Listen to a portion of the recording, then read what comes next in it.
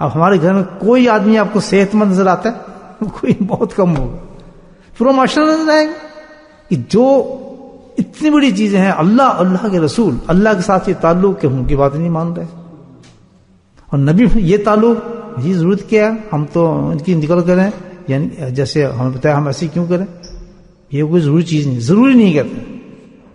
اطیعوا اللہ اور رسول فقط فاز فوزا عظیما. قرآن اعلان کر رہا ہے اس کتاب میں جو ہمارے گھروں میں سجی ہوئی ہیں، ہمارے شیلف پہ لگی ہوئی ہیں، ہمارے گھروں میں اتری ہوئی ہیں، سینوں پہ ہے.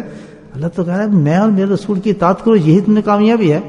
ہم کہتے ہیں یہ تو ضروری نہیں ہے. تو کہنے کا مطلب یہ ہم سینس میں نہیں ہیں، بالکل الٹے راستے پہ. ہم کیا ہیں؟ مجھے بولے بیمار ہیں.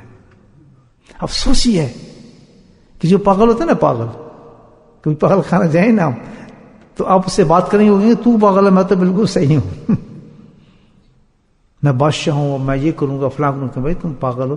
تو تم پاگل ہو، میں تو پاگل نہیں ہوں. پاگل کبھی تسلیم نہیں کرتا کہ میں پاگل ہوں. اگر وہ پاگل کہتے میں تسلیم کر لے گی میں پاگل ہوں، پھر تو پاگل ہی نہیں رہا. وہ حال ہمارا ہو گیا ہے. اللہ اکبر. اتنی بیماریوں کے باوجود بھی ہم تسلیم نہیں کرتے کہ ہم غلط ہیں. ہم کہتے ہیں تو بالکل صحیح ہے. کتنی بڑی بیماری ہے ہمارے اندر، کتنی بڑی بیماری ہے. تو اللہ نے اس کا بھی انتظام کیا ہو. پہلی چیز ہوتی ہے ایڈمٹ کرنا کہ میں واقعی بیمار ہوں. اگر ہم نے ایڈمٹ کر لیا، ہم گھر جائیں گے، ہم دیکھیں گے جو بچہ نماز نہیں پڑھ رہا، آپ اس کو کیا کہیں گے؟ پتر تم بیمار ہے. اب بھائی میں کتنے بیمار ہے؟ پتر تم بیمار ہے. ماں بولنا پڑے گی وہ کتنے بیمار ہے؟ دیکھو دکان چلاتا ہے، 2 مکان بنا لینے، جناب ویئر ہاؤس چلتا ہے، اتنی تو جناب کوٹھی بن گئی ہیں، پاکستان میں 2 کوٹھی بنی ہیں، آپ اس کو کہتے ہیں یہ بیمار ہے. ہم نے بیمار ہے. ایسی پاگل ہو گئے تو اس کو کہے گی آپ پاگل ہو گئے جو یہ کہہ رہے ہیں بیمار ہے. بیمار ایسے کام کرتا ہے، صبح سے اٹھتا ہے، دیکھیں جا کے دکان کھولتا ہے، کاروبار کر رہا ہے. آئے تو کچھ نہیں تھا، اتنی مکان ہو گئے، اتنی دکانیں ہو گئی، فلاں ہو گئی. کہتے ہیں نا، آپ تو سن کے جا رہے ہیں بات، اگلے کہیں گے یہ کدھر سے آ گیا ہے، کیا بات کر رہے ہیں، کون بیمار ہے. پھر آپ دیکھیں کسی کو کہ کوئی غلط کام کر رہا ہے، آپ کہیں بھائی یہ بیمار ہے. کہیں گے نہیں کہیں گے؟ جو نہیں کہیں گے تو پھر آپ بیمار ہیں. چیز نے مارا وہ کیا چیز تھی جس کی وجہ سے میں نے نمازوں کو چھوڑا؟ وہ بیماری کا نام آج مجھے پتہ چل رہا ہے مرنے کے بعد. قرآن بتا رہا ہے کہ اس بیماری کا نام اس کو اس وقت پتہ چلے گا کہ کون سی بیماری تھی جس کی وجہ سے اس نے سب کچھ چھوڑا تھا. نمازیں چھوڑی تھیں، اللہ کے دین کو چھوڑا تھا، نبی سنت کو چھوڑی تھی. اب اس کو پتہ چل رہا ہے مرنے کے بعد کہ مجھے بیماری کیا تھی. اب مجھے سمجھ آ گئی اس بیماری کے کیا نام ہے دوستو؟ غفلت. اللہ،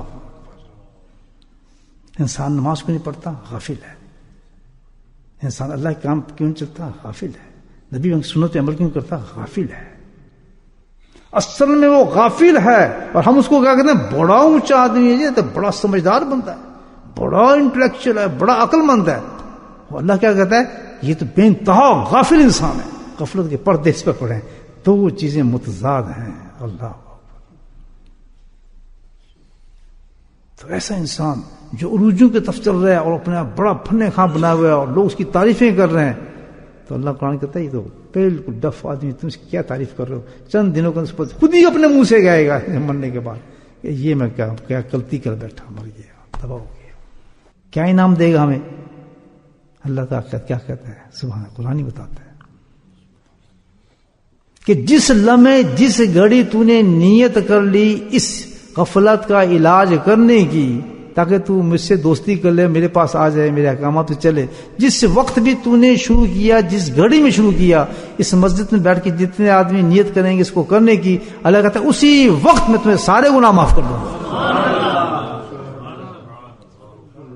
مر جا، ابھی مر جا، کہتے ہیں یہ جنت انتظار کر رہی ہے تیرا. قصہ بولے سبحان اللہ. میں نہیں کہا، قرآن کہہ رہے ہیں.